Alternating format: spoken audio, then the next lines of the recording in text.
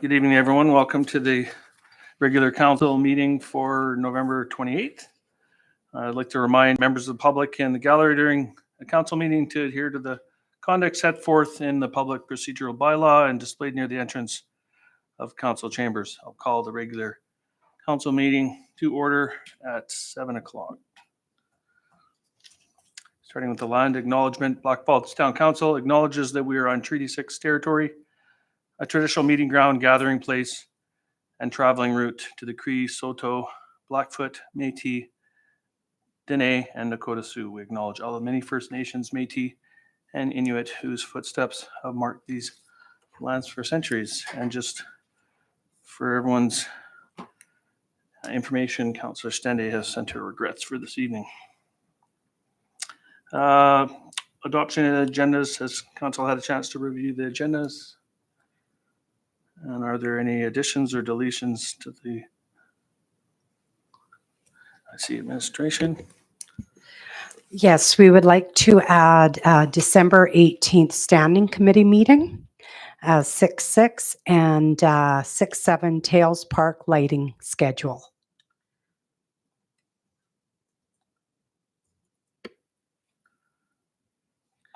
Six, 7 is the Tails Christmas lights.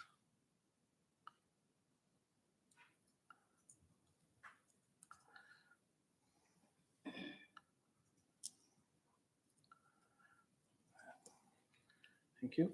Council, anything noted? Councillor Pell. Thank you. I'm prepared to approve the amended agenda. Thank you. Any debate, discussion? All in favor?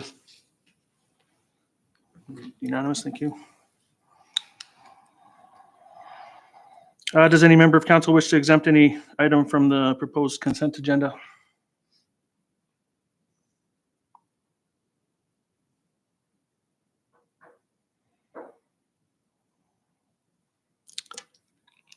Nope, seeing none.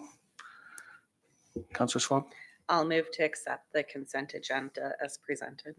Thank you. Debate or discussion? All in favor? Thank you. That's carried unanimously. All right.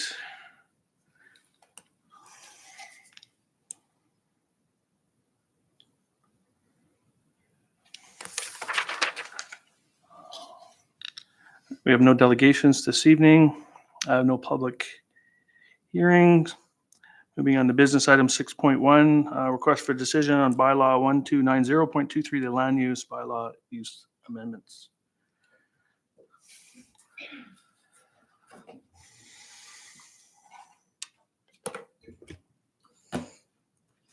Good evening, Mayor Hoover, members of council. The land use bylaw amendments before you pertain specifically to uses. Establishing proper uses in land use districts is paramount because uses cannot be varied by the development authority nor the appeal bodies. If a use is contemplated in a land use bylaw but not reflected in a specific district, it is seen as a deliberate exclusion from that district and will therefore not be allowed without going through a land use bylaw amendment. The amendments proposed under bylaw 1290.23 are coming forward to assist with the implementation of the municipal facility office space policy pertaining to the former FCSS building and in anticipation of additional complementary uses at the Eagle Builder Center. As use amendments were required, the department took the opportunity to address misuse in the industrial districts, being the recreation vehicle storage, and include a definition for similar use. The amendment numbers identified in the discussion component of this report correspond with the amendment numbers in the bylaw. So I'll just start with amendment number 2.1. This amendment is to bring in a similar use definition. Due to the prescriptive nature of uses in land use bylaws, many municipalities, including the town of Blackfalds, include similar use provisions in some districts. We have similar uses listed as discretionary uses in all of our industrial and commercial districts. And what this allows for is some flexibility when the development authority is contemplating a permit application for a use that may not have been considered when the land use bylaw was written, but it's similar enough to the other uses listed that it would be an acceptable use. the development authority needs to be careful in using the similar use provision. So we're adding in a definition to ensure that it is clear when it's an appropriate time to use that provision. Amendments 2.2 and 2.3, they pertain to adding recreational vehicle storage into our industrial light and industrial heavy districts. We recognized when we had an inquiry for a new RV storage lot that although we had a definition in the land use bylaw, that wasn't carried over in the district. So that was simply a miss when we brought in our land use bylaw, our new one in 2022. So we're proposing to bring that back because they've been historically been allowed in those districts. Amendment 2.4 pertains to bringing health services as a permitted use in the public facility district, but only at the former FCSS building. And this is, again, to assist with the implementation of the municipal facility office space policy, which is included in attachment 2 of your report. And we're also proposing to add that into the Eagle Builder Center to allow for potential physiotherapy or other related uses. Amendment 2.5 pertains to bringing restaurant as a discretionary use, but only at the Eagle Builder Center. And this is in anticipation of a potential restaurant. There has not been any application brought forward. This is just seen as a potential use that may want to go into the Eagle Builder Center. As for pre-council consultation, in the spirit and intent of the public participation policy, all industrial landowners were provided with a notice of administration's intent to bring forward the amendments to include recreation vehicle storage as a discretionary use in the industrial districts. We received 2 inquiries and they were just matters of clarification. The amending bylaw before council this evening was presented at the November 20th Standing Committee of Council meeting, where the following recommendations were carried. The first was that Councillor Coulter moved that Standing Committee of Council recommend council give first reading to bylaw 1290-23. And the second motion was Councillor Appel moved that Standing Committee of Council recommend upon giving first reading to bylaw 1290-23 that a public hearing date be set for January 9th, 2024 at 7 p.m. in council chambers. The administrative recommendation before you is that council give first reading to bylaw 1290-23 land use bylaw use amendments. And secondly, that council upon giving first reading to bylaw 1290-23 set a public hearing date for January 9th, 2024 at 7 p.m. in council chambers. Thank you. Thank you. Council have any questions? Councillor Sands. Thank you. So yeah, I was opposed to this originally. Now, while understanding the need for these amendments in the land use bylaw, it made it hard because bundling all these amendments into one would make me have to vote in favor of them if there was one that I was not in favor of at that time. So that's the reason I was opposed to it. I would like to have, now I know it makes for a longer process, but potentially separating those amendments so that we can address them separately for that reason. That was my thought process during it. Now,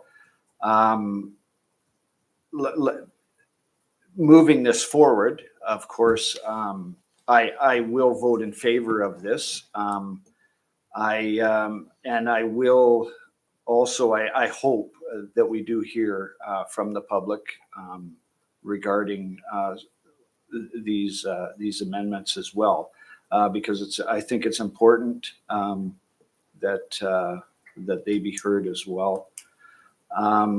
So yeah, it was a hard thing because I know, most of these amendments are very, very important for us here in Blackfalds. So I just do have one question, and that is regarding Amendment 2.5 with the restaurant as a discretionary use in the public facility district. Given that it's looking at the Eagle Builder Center, I'm just wondering, I was just trying to place it when I was at the hockey game. Where exactly would something like that be located if you were to look into that? If you were to have somebody approach you for that, if that has been thought about? Through the mayor, I'll answer the first component of that. And CAO Nick Isaac, please correct me if I'm wrong. If council is not comfortable with one of the amendments that's before you, you can make a motion to amend it and sever that from the bylaw. Because we've presented it as a package, it doesn't take away that ability of council to say this amendment just doesn't make sense. Now, as for the other question, the restaurant use, that was with discussions with community services, just as a potential use that may be going into the Eagle Builder Center. And I don't know if Director Krekowicz wants to speak to that. Yeah, so not an actual potential use, like nobody is knocking on our door saying that we want to put a restaurant in the Eagle Builder Center, but just down the road, potentially, if that were to be an option, if there were a lease space available per se, then someone could do that as an option. This would just eliminate having to go through first, second, third reading before they could do so. Just one subsequent.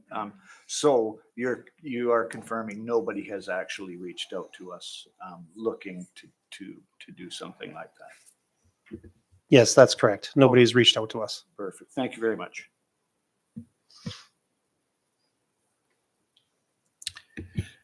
Deputy Mayor Dennis. I have to agree with Jim, grouping them all together and having a restaurant in Eagle Builders Center. We have a lot of lease places and stuff that we do have. I don't think we should be competing against our other commercial property too. I would like to see that 2.5 taken off that there. So I know when I first look at this, whenever land use bylaw comes, it's a pretty broad, large document. I'm sorry, CEO, if you were going to respond. And I kind of had hesitations when I see that. But I think the more I think about this, in the fact that this will go to a public hearing, and as well, most of these, if not all of these, are discretionary additions to the zones, so that they're not on something that automatically would come. I like that when we're opening up a bylaw like the land use bylaw, that we consider a number of things, because it is something that requires a public hearing and gives anybody that has a concern the chance to look at it in one session. It's a little bit of extra effort for planning and development to receive comments in this, and as was mentioned by planning and development, that we could potentially sever something from it if we felt that it wasn't appropriate once we got public comment. But I can't say I completely disagree that it's a bit daunting to look at broad changes all in one lump. I think it's comforting for me to know that even if we were to approve these changes as they were, this is still a discretionary use. Any of these applications, if they were to ever come, would come to MPC if they were outside of the scope of planning and development. Just a point of clarification, the restaurant is proposed to be discretionary use. The health services are proposed to be permitted. Permitted use. Okay. Well, but and I guess thank you for that correction. In my mind, I think I commented when this came up at standing committee that I know that that's probably the main urgency for these bylaw amendments. These other changes are things that were probably noted some time ago that needed to be addressed. And while we had this open, while we were going to do a public hearing, but then it was worthwhile looking at as a whole. CAO Isaac, I see your lights on Thank you. The procedure bylaw doesn't allow for any amendment to a bylaw at first reading, but you can do that at second reading, between second and third reading. So the bylaw should be voted on as it currently sits tonight if you want to give it first reading, but you could remove or amend or sections at second reading. Thank you. Councillor Schwab. So my question would be, if at second reading we take amendment 2.5 out, what would the red tape be for somebody that is applying for a restaurant at the Eagle Builder Center? How many months would it actually take for them to be able to be successful at maybe getting that spot? Sure, through Mayor Hoover, it'd be a minimum of 4 months. And the application fee of $1,500. And is that just, if that is, just to be clear, that is if that is taken out, so that would be then going back in, looking at the land use bylaw again to make an amendment? Yeah, that's correct. That would be if council decided to sever restaurant from that and we had a restaurant application come forward next year, the individual, we couldn't allow that because restaurant isn't an allowable use. So they would have to apply to amend the land use bylaw, is a $1,500 non-refundable fee. And then we do our internal referrals, external referrals, which brings some lag time, and then the council process, which can be 2 to 3 months. So 4 months in totality, typically more 6. Right. Thank you. Any other questions?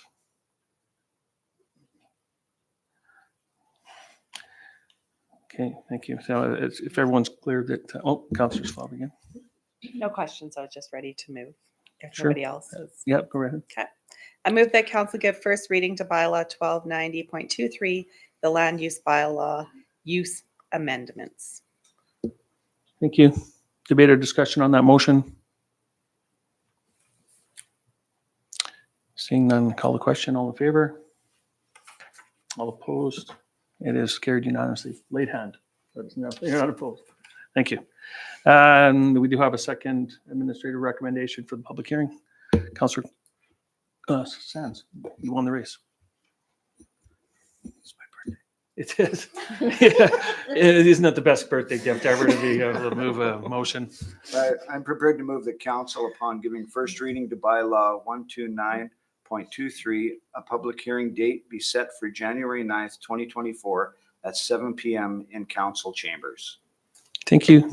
Debate or discussion? All in favor? It's also carried unanimously. Thank you. Thank you.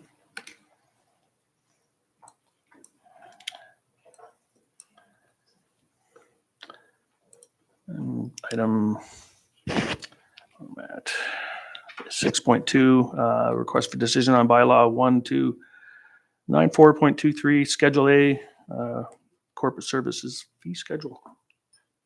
Yes, good evening, Your Worship and Council. The new corporate services fee schedule has been created to be more in alignment with the services that we currently provide and appropriate at a more appropriate fee for those services. And corporate services fee schedule was reviewed by council at the November 20th standing committee and is attached as an appendix. The proposed rates and fees will provide revenue to help offset expenses of operations. They are effective immediately and are included in our 2024-2026 operating budget. So before you, we're asking for first reading, second reading, and if unanimous consent, going to the third reading to approve the bylaw. Thank you. Any questions?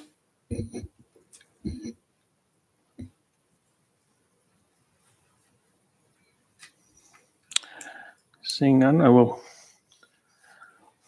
open up for motions. Councillor Coulter. Hi, one this time. Nice. I move that council give first reading to bylaw 1294.23, Schedule A, corporate service fee schedule. Thank you. Debate or discussion? Call the question. All in favor? And that is unanimous. Thank you. Looking for a second reading. Councillor Schwab. I'll move that council give second reading to bylaw 1294.23, Schedule A, corporate service fee schedule. Thank you. Debate or discussion? All in favor? That's carried unanimously. Looking for third or unanimous consent to move to a third reading. Councillor Sands. I'll move the council give unanimous consent to give third reading to bylaw 1294.23, Schedule A, corporate services fee schedule. Thank you. Debate or discussion? All in favor? And we do have a unanimous consent to move to a third reading. Councillor Appel. Thank you. I move council give third and final reading to bylaw 1294.23, Schedule A, corporate services fee schedule. Thank you. Call the question, all in favor? And that is unanimous. Thank you. Moving to 6.3, request for decision on council policy CP 173.23, the travel and subsistence policy. Thank you, Your Worship and Council. Before you, you do have the Travel and Subsistence Council policy for your review. At the November 20th Standing Committee, Council gave the direction to bring this policy forward for formal approval. The policy is made up of the per diem rates that will be payable to Council upon request, and the policy has set the limit at 65% of the CRA rates. The annual budget establishes the Council and Travel and Sub for each year. The current budget is in the amount of $5,200 for Council members and $9,850 for the Mayor. Year to date, 6 meals have been claimed by Council members. The administration recommendation is the Council adopt the Council policy CP 173.23, which is the travel and subsistence as presented. Thank you. Questions? Councillor Pell. Thank you. Through the chair to Director DeBresser. So thank you for this. I know that at Standing Committee, one of the questions was we were asked how many meals had been claimed. So I just wanted to say thank you for including that information on this report. Thanks. And the other question that came up, and I think I understood the answer, but just want to make sure that everyone's crystal clear on it, that when it comes to the meals, this is, it's a relatively small amount, but this is when it's unreceipted amounts. So anytime that someone's doing training or travel where they incur a meal expense that's higher than that, with a receipt, it would be covered as long as it's approved by the approving authority. But this would be for someone that's traveling. Yep. They just claim a lunch or breakfast or a meal at that flat rate, and that wouldn't require the receipt. So that's how I understood it, and you're confirming that. Thank you. So that said, I mean, I appreciate. I think this does simplify it. That this thing doesn't require an amendment every single time that that the province or CRA makes a change. That it's just the attachment that will work and change every time that does. As we know, with the way inflation's worked and been in the last couple of years, that can change dramatically. So if there are no other questions, anyone prepared to make a motion? Councillor Sands. I'll move that council adopt council policy CP 173.23, travel and subsistence as presented. Thank you. Debate or discussion on that motion? All in favor? And that is unanimous. Thank you.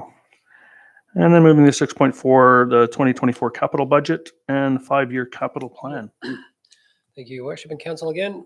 I'm here to present the 2024 capital budget and the 5-year capital plan. The 2024 capital budget has been prepared and reviewed for approval tonight. Over the past few months, the town has developed the 2024 capital budget and hosted a budget workshop on October 27th and 28th for in-depth discussions with council administration. Further discussions and directions were given at the additional budget workshop on the 16th of November 2023. Appendix A identifies the projects needed and the funding sources. Appendix B lists the project information and justifications of such projects. Some of the changes that we have included from the discussions is the high school football field. Administration recommends approaching the football field at the new high school in 2 phases. First, the initial budget of $500,000 will enable the town to start design, and through that design process, administration can bring updated costs back both on irrigation and illumination back for council's discussion. Pending those discussions, we can bring back a budget request if needed. The arena parking lot expansion. A capital project was added to the 2024 capital budget for planning and engineer work required to develop costing options and traffic impacts for future arena parking lot expansions in the amount of $30,000.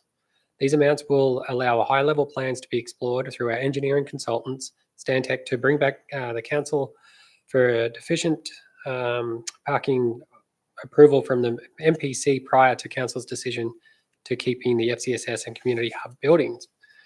Once again, based on these findings, if a budget amendment is required, we'll bring that back to council. Through our discussions on the Duncan and Leung Road Phase 2 project, administration has included a trail system for the amount of $130,000. And in addition, for the enforcement in-car camera system has been included. The current systems are at end of life with parts becoming very hard to source. So we have included a budget amount of $70,000 in 2024. The 5-year capital plan is attached. Each year, legislation requires a municipality to develop long-term capital plans. The 5-year capital plan, as presented, highlights projects that will assist the community, that will assist the current community needs and the sustainability of town infrastructure. The plan may change year to year depending on the community needs and available funding sources. The Appendix C highlights the 5-year capital plan for the town of Blackfalds. The 2024 capital budget is $5,390,500 coming from a variety of funding sources, utilizing grants and then general capital as the main funding sources. The administration recommendation tonight is that council move to accept the recommendation of administration to approve the 2024 capital budget as presented. And the second motion there is the council accepts the 5-year capital plan as information. And with that, I'll open up for any questions, and we have got the directors here to answer any questions that you may have. Councillor Schwab. So regarding the high school football field, if we do this in a 2-phase process, would the lights and the irrigation get installed after the football field is built, or would it come forth before it's built? Yeah, so sorry, the 2-phase approach may be, let's get started on the actual design, and through that design process, we'll have the options before the field gets built. Okay, and then how would that affect, like, where would the money come if we need to put it in the football field in 2024? Yeah, so we'll go through our capital reserves and find a funding source for it, and we'll present that idea back to council. Okay, perfect, thank you. No trouble.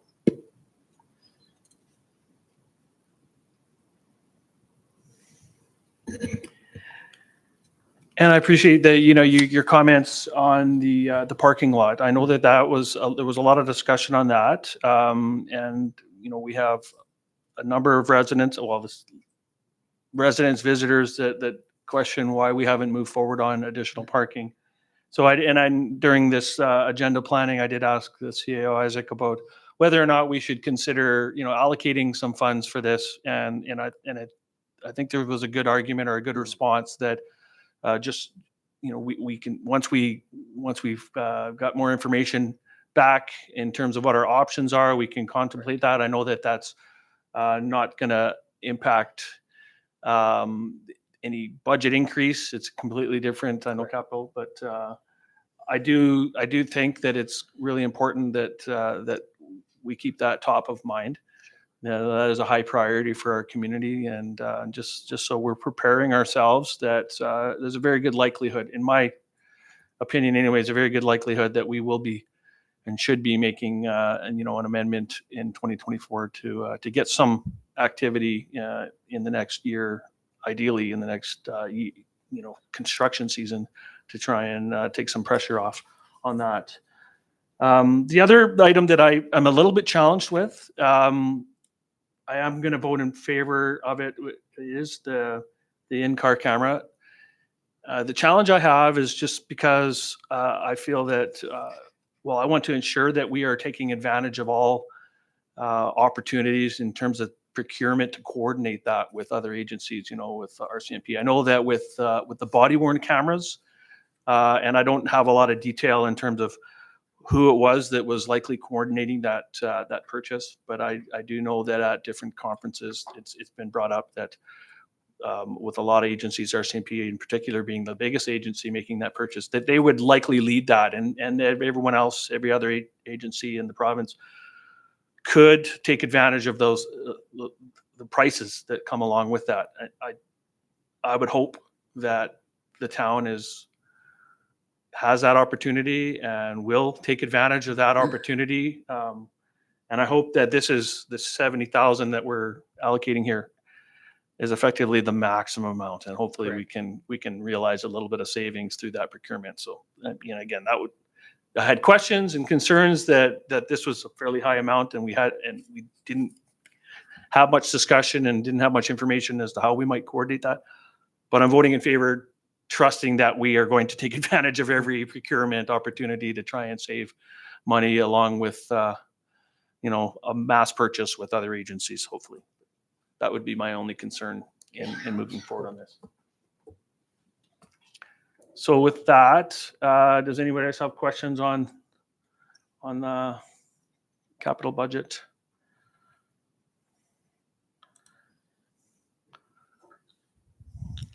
Looking for a motion. Councillor Schwab. I just want to thank you, Director DeBresser, because you did bring a lot of our concerns back in this, and I think it was very well worded, and I appreciate it. With that being said, I move that council move to accept the recommendation of administration to approve the 2024 capital budget as presented. Thank you. Debate or discussion on that motion? I call the question. All in favor? And that is unanimous. I'm looking for a second motion.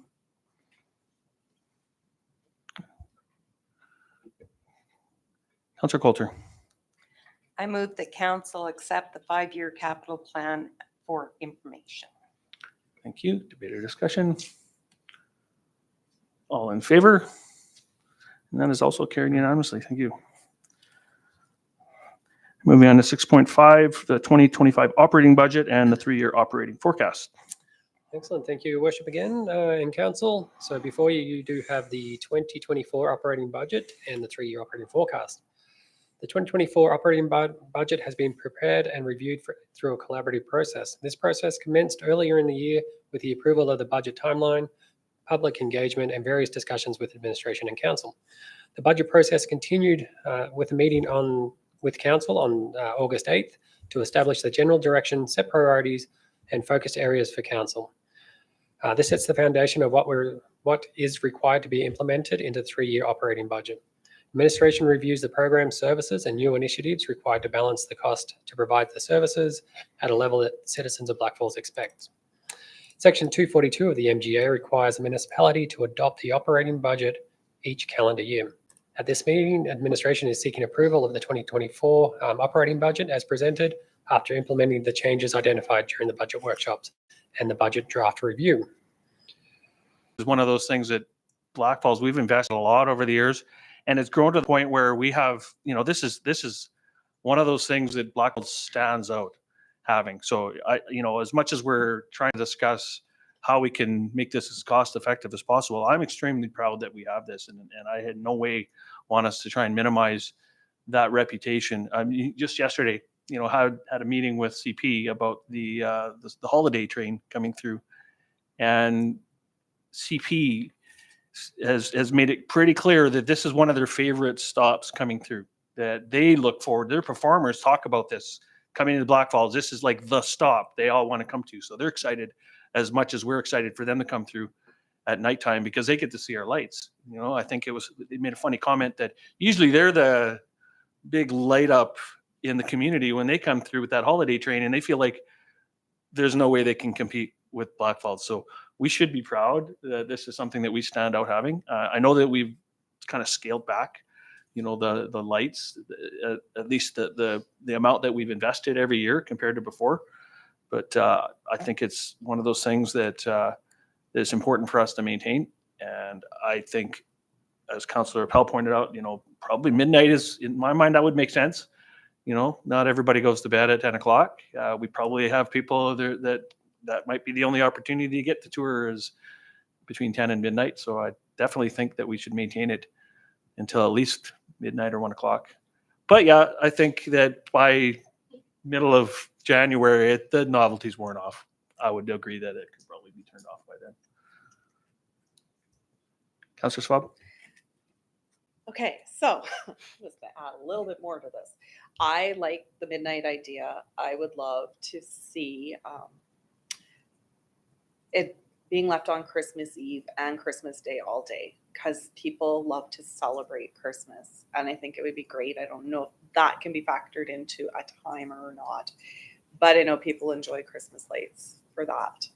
I would also like to see, if we're going till midnight after New Year's Day, it coming down at 10 o'clock at night, because not as many people are out after because it's cold. So those are my thoughts. A date, I would like to see at least 3 weeks past Christmas because it's usually really cold and people are always asking for the lights to stay on. So whether it would be January 22nd or January 29th, I think that would be great. I don't know what the weather is going to be like, but I know that a lot of people always ask for us to keep them on longer. My birthday is at the end of January. We could maybe target it around mine. Just kidding aside. Anyone else's thoughts? I appreciate the suggestion about Christmas Day, New Year's Day. Although it is photo cell, right? So we wouldn't be able to force them to stay on during the day. It would be, it would just be that they don't get turned off at night. And that time of year, I guess it would probably be about 8 o'clock in the morning before they would turn off again. Councillor Pell. Thank you. Just a note, so 3 weeks exactly after Christmas is January 15th. Okay. Was that what you suggest, 3 weeks after Christmas or 3 weeks into the new year?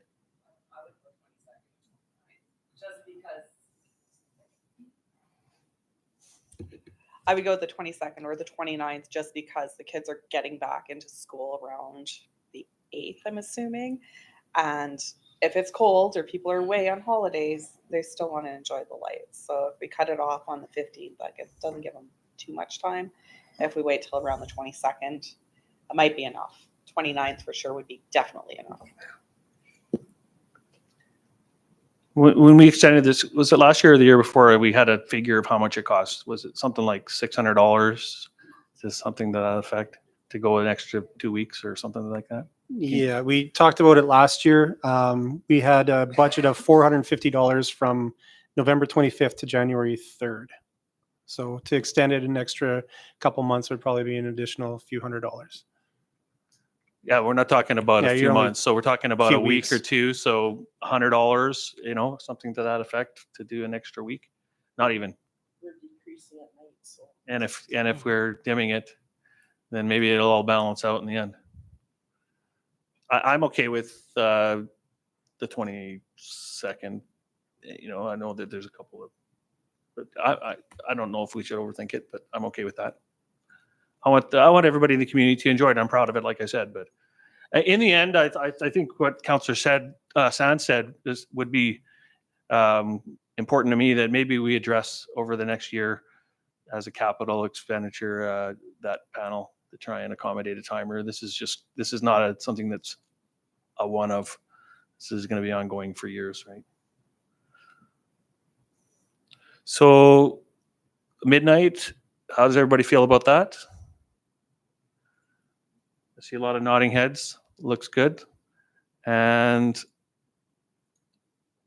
straw vote on the 15th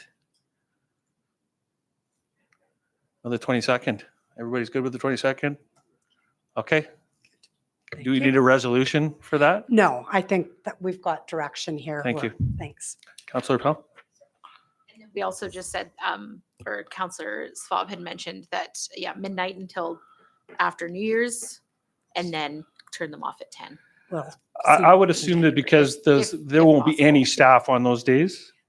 Would that be a correct statement, other than maybe a CPO? The week? Oh, okay. Oh, the full week? Councillor Pell. Sorry, I just meant I wasn't trying to cause anyone additional work on New Year's Day or anything. Just in January when everyone's back and yes. Okay. Okay. All We right. got it. Thank you so much. We have no notices of motion, but we do have confidential. So thank you, everyone who joined us virtually. This will be the end of our open meeting. We'll be going, I'll call a 5-minute recess, and after that, we will come back in camera. Thank you.